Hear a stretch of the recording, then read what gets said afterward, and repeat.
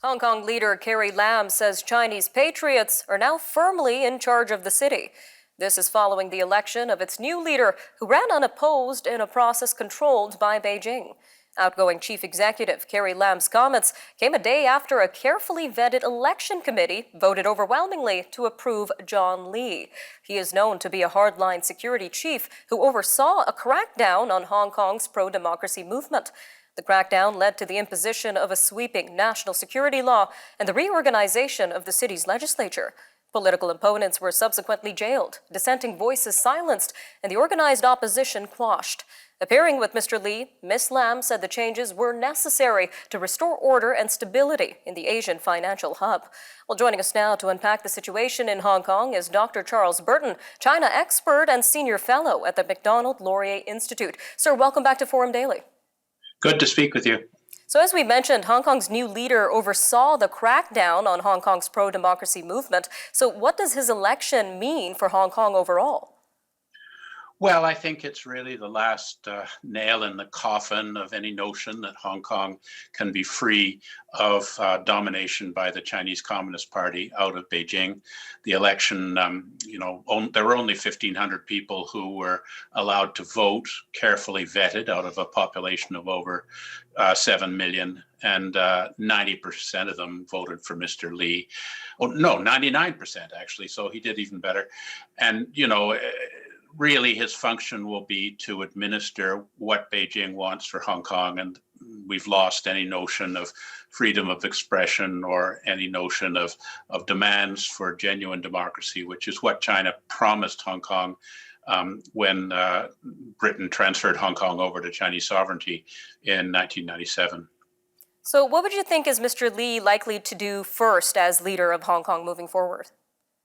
I think he'll probably go to Beijing to get instructions.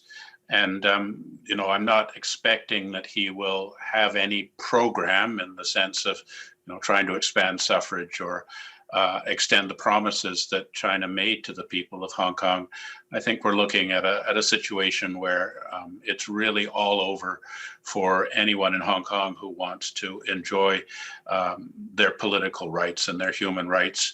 And there's no possibility of the newspapers that previously supported democracy and freedom reopening. So, this is a tragedy for people in Hong Kong who enjoyed these freedoms under the British and then in the few years after the end of British colonialism, and are now really merging with the cities in mainland China that are under the oppressive rule of a one-party autocratic state.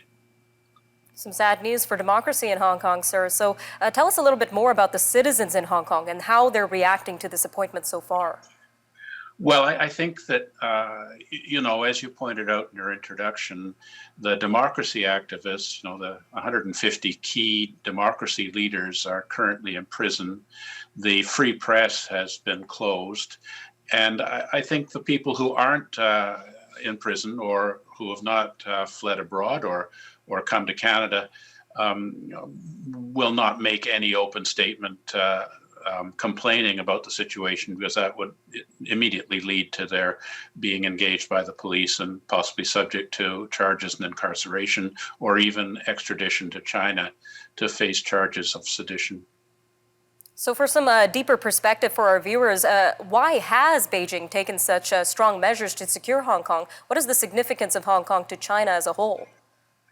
Well, I think at the time of 1997, when the promise was made that Hong Kong's political freedoms would be maintained for 50 years, Beijing was not actually sincere in fulfilling its commitment, particularly to universal suffrage for the chief executive or the leader of Hong Kong, and started to implement other policies like trying to impose a government agenda on school curricula, and then suggesting that people who had violated laws under Hong Kong rule could be sent to China to face Chinese justice. And we know from our own Michael Kovrig and Michael Spavor what that's all about, no due process of law and brutal incarceration.